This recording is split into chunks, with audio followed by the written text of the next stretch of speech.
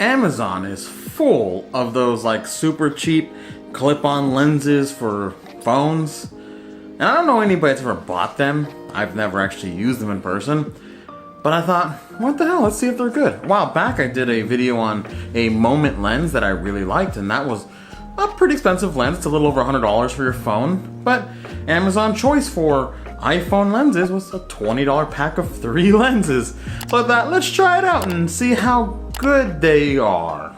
Yeah, because they're gonna be good. So this thing is one of those clip-on lens types, and it came with 3 different lenses. It came with a macro lens, a wide angle lens, and a fisheye lens, which seems to be always the 3 that these things come with. Now I'm not gonna do anything with the fisheye lens because you should never use a fisheye lens, and especially when I clip on a phone. I just don't like the look. I'm not gonna test it, okay?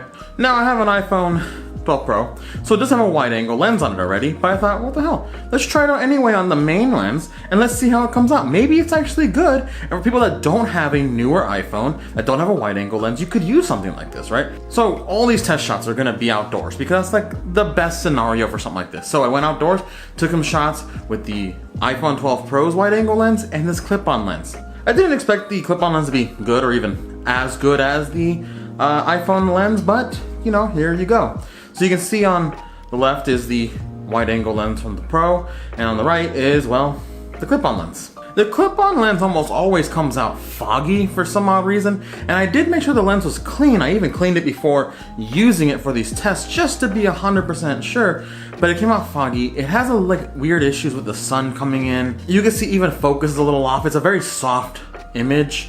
And then, of course, you can see it warps towards the edges. Sometimes even the actual clip itself comes into the shot. Maybe that's user error. I don't know. Probably. Let's just admit to that. So the thing is, are these shots even passable? Is this lens good enough?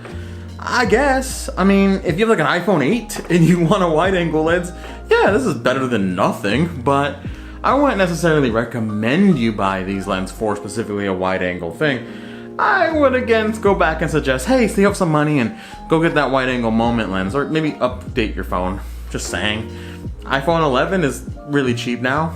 But then the thing that got me was, well, what about the macro lens? None of the iPhones have a macro lens built in, so here's something completely new. So I popped it on and I came home and I tested out with some stuff I found lying around the apartment. Now I did test this against the macro lens on my actual camera, which is gonna be a lot more expensive, but let's just try it.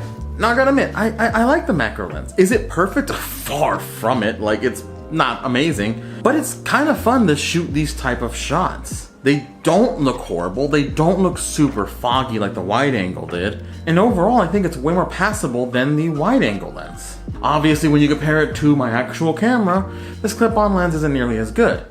But also I do have to admit that the clip-on was $20 for 3 lenses, and my macro lens was over $500.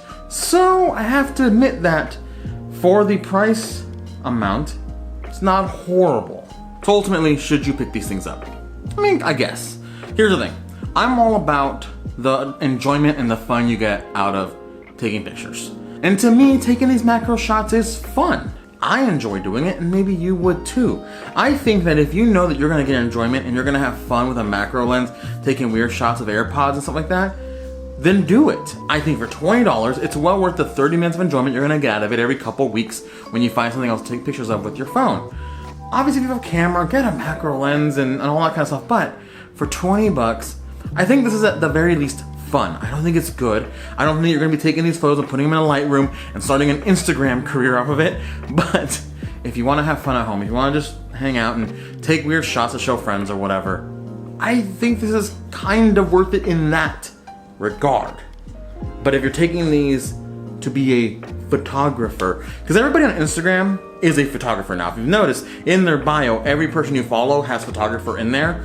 I don't know why, but everybody is. So if you're a photographer, yeah, these aren't gonna be great and you shouldn't use it for that. But again, if you're just here for the fun of using your camera on your phone, it is kind of fun for the macro. Fisheye, don't touch. Wide angle.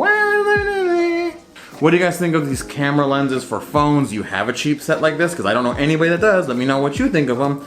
Or do you have more tons of stuff like the Moment lenses that I recommended before that I do like a lot? And I kind of want to get that anamorphic lens. It looks pretty cool for video.